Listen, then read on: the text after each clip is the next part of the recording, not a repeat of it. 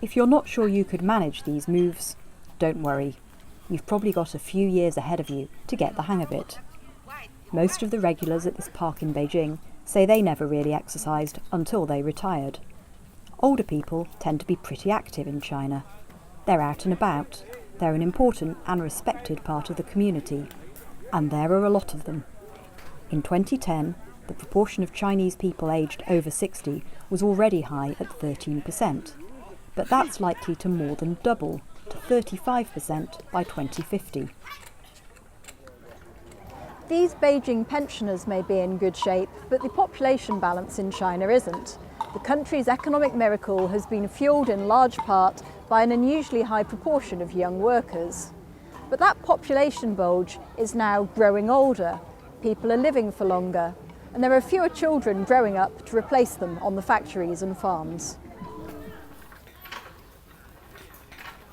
Lots of developed countries face a similar change, but it's happening particularly fast here, and experts say China is getting older before it's got richer. China is ageing slightly quicker than Japan did during its major period of ageing, and slightly quicker than Korea has done more recently, which are the two countries historically that were the fastest ageing populations ever.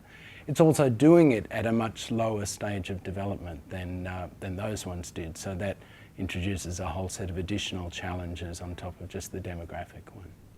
Even if China can support its elderly, it will need new ways of looking after them.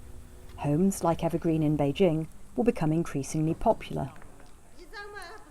The ageing population is not just a structural challenge, it's a very personal one too.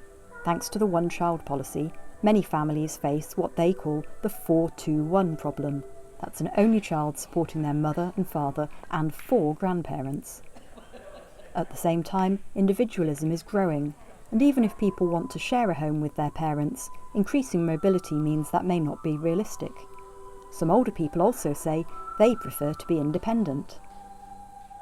我就非常不喜欢那种过去我们中国人那种小的观点，就是说养儿防老啊，闺女养老啊，我说不好，特别是我，你像我2个女儿，老大在纽约，老二在新泽西，他们2个都是哈佛大学的博士，但是都在美国有他们自己的事业，谁也顾不上我。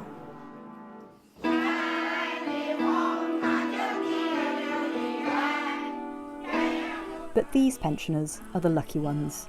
Few enjoy these kinds of surroundings and this quality of support. In future, old people are likely to be working for longer, with less time to relax and enjoy their hobbies. Whether they're living in communities like this, or whether they're living solo, they'll need to adjust to a different way of life as China faces up to its demographic challenge.